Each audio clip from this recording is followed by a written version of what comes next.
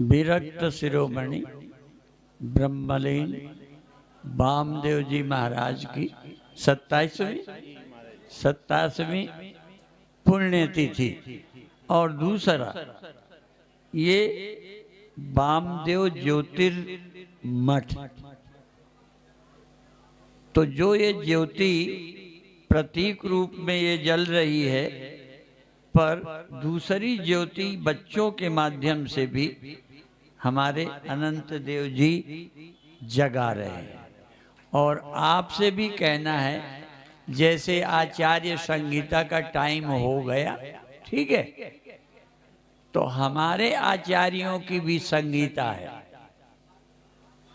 और जो संतों की आचार्य संगीता का पालन करेंगे तो ये देश भविष्य में सदा सुरक्षित रहेगा, संस्कृति सुरक्षित रहेगी, और जो काम नहीं अभी तक हुए वो भी हो जाएंगे।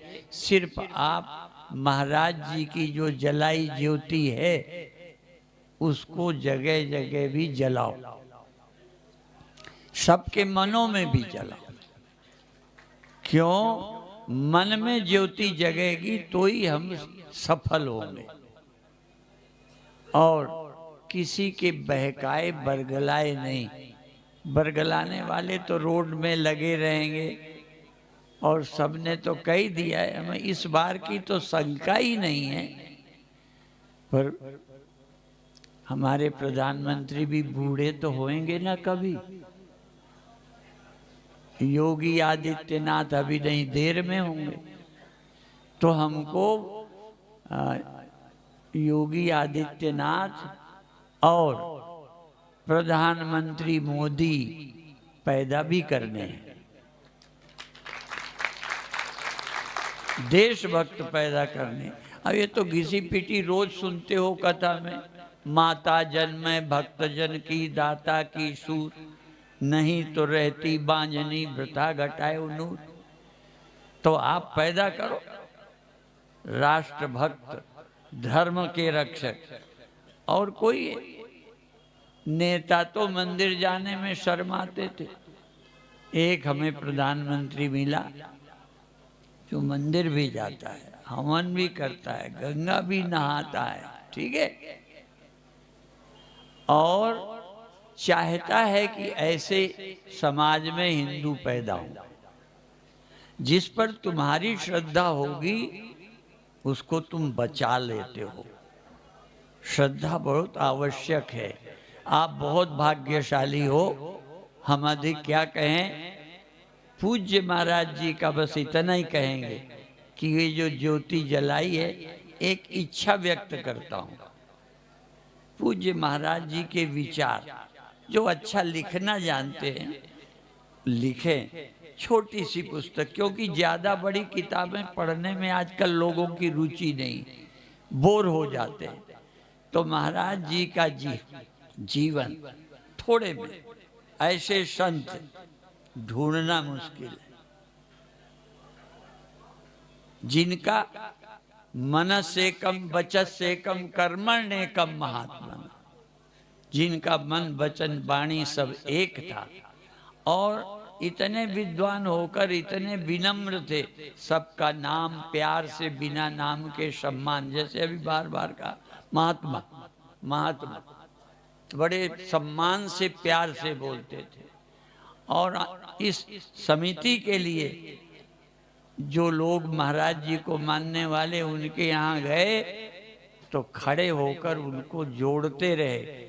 वो इतने महान होने के कारण ही संत जुड़ पाए। अहंकारी के साथ लोग नहीं जुड़ते, भले सामने चुप रहें, जुड़ते हैं प्रेम से, सरलता से। तो महाराज जी ने इस समिति को जगाया, बनाया, और समिति अभी है। पूज्य महाराज जी समिति के माध्यम से अभी भी काम कर रहे हैं। इसलिए समिति के संदेश को लीजिए तो आगे जो काम अभी रुके हैं वो भी हो जाएंगे। और ये 3 की बात तो अभी कह गए ना, पहले 3 की बात पहले थी कि 3 हमें दे दो, नहीं दिया। तो आगे कहा है 3 नहीं तो हाँ 30,000, आगे नहीं बोलते। और ये तो कोर्ट में मुकदमा चलता है। सच्चाई ये है कि जहां देखो वो मंदिर ही थे। और ये तो हमने 100 बार कहा होगा, जब न कांग्रेस थी न भाजपा थी, तब भाई गुरदास जी ने कहा है ठाकुर द्वारे ढाए के। इन्हें सबूत चाहिए। भाई गुरदास जी ने कहा ठाकुर द्वारे ढाए के तेई थोड़ी मसी तू सारा। ये तो एक ही वाक्य काफी है कि मंदिर गिरा के मस्जिद बनाई। तो अभिप्राय है ये केस और कानून और मुकदमे तो चलेंगे, पर हम तो भाई गुरदास जी की बात को ही मानते हैं कि ठाकुर द्वारे। और देखो दूसरी बात बताते, अभी हमारे पास में स्वामी विवेकानंद जी बैठे,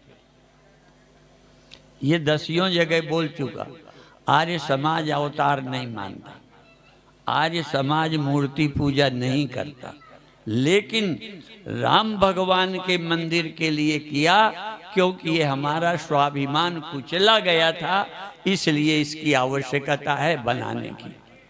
और बाकी भी बनने चाहिए। ज्यादा पार्टियों के बरगलाए मत लगो। जो हमारा कम्मल चुराकर अपना नाम लिख दे, उस नाम को हटाओ, कम्मल हमारा, हम वापस लेंगे। और इतना ही नहीं, मंदिर ही वापस नहीं लेना। जो आतताइयों ने, मुगल बादशाहों ने हिंदुओं को मुसलमान बनाया है, इनका डीएनए देखो। हमें मंदिर ही वापस नहीं चाहिए, हमारे हिंदू भाई सब वापस चाहिए। और ये वापस हो जाएंगे तो समस्या हल, फिर गिराने वाले रहेंगे नहीं।